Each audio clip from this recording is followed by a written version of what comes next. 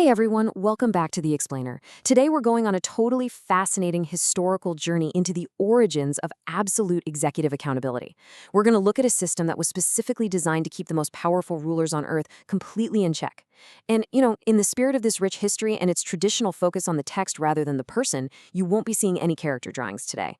Instead, we're focusing on the raw power of the texts, the quotes, and the structural laws that literally shaped an empire. So let's get into it. Okay, let's dive into this question.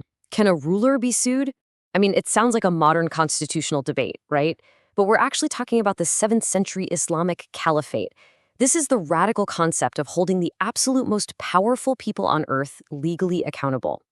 We're talking about an era when emperors and kings all across the globe ruled with unquestioned divine right. But in this particular civilization, the ruler was just as vulnerable to a lawsuit as the average everyday citizen walking through the marketplace. To really grasp how unique this was, just think about modern democracies for a second. Presidents and heads of state today often enjoy a concept known as executive immunity. Basically, this shields them from prosecution while they're in office, theoretically to prevent an unelected judiciary from overpowering an elected leader. But contrast that with the Islamic Caliphate standard, which was absolutely zero immunity. The ruler enjoyed absolutely no special exemptions. As a private person, the caliph remained completely liable to any civil claim, debts, contracts, damages, just like any common subject. So how do you actually enforce a zero immunity policy? Well, they developed a specialized institution called Al-Mazalim, which literally translates to removing oppression, specifically state oppression. This definitely wasn't your standard civil court for a petty dispute between two neighbors. This was a highly specialized jurisdiction that operated right alongside the regular judiciary. Its sole purpose was to adjudicate disputes and grievances where one party possessed massive influence and power. We're talking about a governor, an army commander, or even the caliph himself. And this brilliantly illustrates how this ancient principle actually maps perfectly to the modern institutions we rely on today. Because the Mazalim wasn't just a basic courtroom, it combined judicial authority with real executive power. If we translate its functions to today's terms, it acted a lot like a Supreme Court performing judicial review, an appeals court correcting lower court errors, and even an upper house or Senate, which was known then as the Dar al-Adl or House of Justice, checking the executive branch's laws and policies.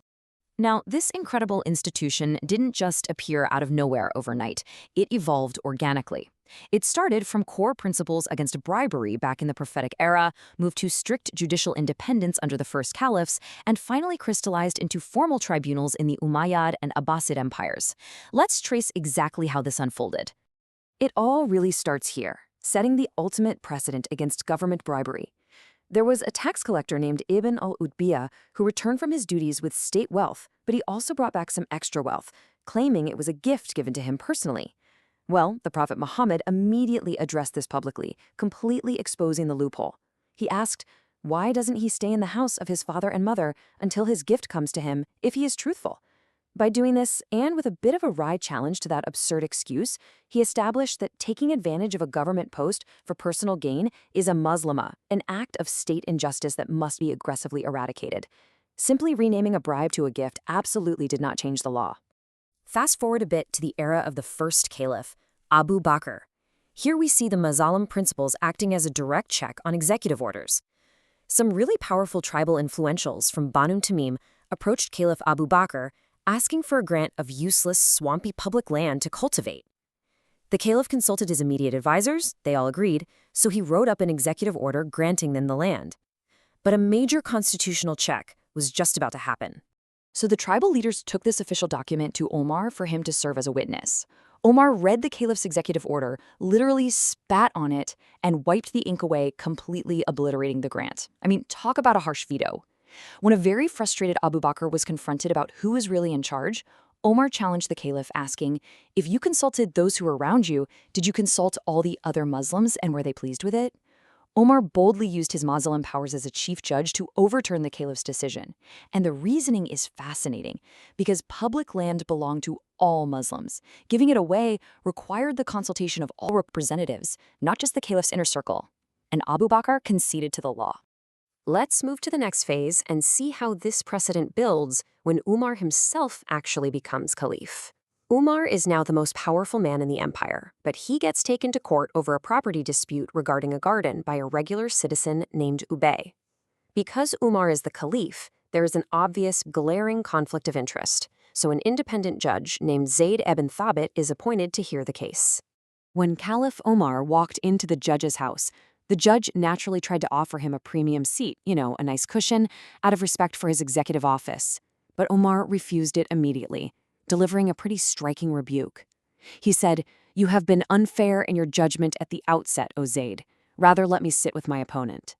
He absolutely insisted on sitting purely as an equal, on the exact same physical level as the citizens suing him. The optics of justice literally had to be blind to power. And Umar's submission to the law wasn't just for property disputes. It applied directly to his policymaking too. Umar wanted to pass an executive order capping marriage dowries to make marriages more affordable for people. But during his public speech announcing this, a woman in the crowd stood right up and publicly objected, citing a verse from the Quran that proved his cap was unconstitutional under Islamic law. And Umar didn't arrest her for dissent. He immediately reversed his own executive policy right on the spot, declaring a woman is right and a man is wrong. As the empire grew, the stakes got even higher. During Caliph Ali's reign, the capital had moved to Kufa. Following a major battle, Caliph Ali realized his personal coat of armor was missing. He later found it in the marketplace in the hands of a Jewish citizen. Now, Ali didn't just order his guards to seize it back. Instead, he took the citizen to the Mazalim Court to formally sue him for the armor. Now, what's really interesting about this courtroom dynamic is that the chief judge, Qadi Sharaich, was actually appointed by Ali himself. In court, Ali claimed the armor was his, but he had no written proof, only two witnesses, his freedman and his own son Hassan. The judge looked at the caliph of the entire empire and stated, "A son's witness is not acceptable on behalf of his father." Despite Ali pointing out his son's high status, the judge stuck to the strict procedural rules of evidence and ruled against the caliph. The outcome of this case is absolutely legendary. The Jewish citizen just watched the most powerful man in the world lose a case in his own court to a minority citizen over a coat of armor. He was so profoundly moved by this display of pure, blind justice that he immediately confessed. He stated, "The Amir al-Mu'minin brought me before his Qadi, and his Qadi gave judgment against him. I witnessed that this is the truth." He admitted the armor had indeed fallen from Ali's camel, and he returned it right then and there. Shifting into the Umayyad era, the empire has now expanded massively into Central Asia. Caliph Umar bin Abdulaziz came to power and utilized the Mazalim courts to redress decades of systemic state injustices. And one of the most stunning examples of this is the case of Samarkand. A famous Muslim commander, Qutayba bin Muslim, had conquered Samarkand, but he did so by launching a surprise invasion without following the proper legal rules of engagement and warning. The people of Samarkand actually sent a delegation all the way to the Caliph to complain about this illegal occupation. So the Caliph ordered a Mazalim tribunal to investigate his own military. The judge, Jumayya bin Hadir, heard the case and actually ruled in favor of the occupied people, stating sudden attack on them without warning was unlawful. In an absolutely unprecedented move in military history, the tribunal ordered the victorious occupying Muslim army to completely pack up, withdraw from the city, and return it to its people. The justice was so striking that the people of Samarkand eventually chose to integrate with the Muslims peacefully anyway. This fierce tradition of strict accountability certainly didn't die out. It continued right into the opposite empire. The principle of judicial independence meant that judges held lifelong appointments. They couldn't just be easily fired when a new dynasty took over. This allowed the scholars and judges to act as a genuinely powerful, effective check on the ruler, applying the law even to the caliph's own family and his intensely personal affairs. Take the second Abbasid caliph, Al-Mansur, for example. He had a contract dispute with his wife, who had actually stipulated in their marriage contract that he could not take another wife. They went to a Muslim judge in Egypt. Following the precedent of Umar, the judge forced the caliph to step down from his royal bed and sit on the floor as an absolute equal with his wife's legal representatives. A pretty tough day for the caliph, right? The judge read the contract and ruled entirely in the wife's favor. The caliph, defeated in his own court, simply said, "I knew when you seated me in this session that you would rule against me." So, the crucial point is that this all points to a fundamental difference in political philosophy. In many systems throughout history, and frankly, even in some today, sovereignty ultimately rests with human beings, which is exactly why rulers often get immunity. They literally are the state. But the Islamic system we just explored placed absolute sovereignty in the law itself. The Sharia was supreme. Everyone, from the Caliph all the way down to the poorest citizen, was equally subject to it. Which brings us to a final thought to leave you with today. We really pride ourselves on the progress of our modern institutions. But when you look at the Al-Mazalim, at caliphs sitting on the floor with their opponents, at supreme leaders losing court cases to common citizens, and at victorious armies being ordered to retreat by a single judge, you really have to ask yourself, are our modern democratic systems truly as accountable?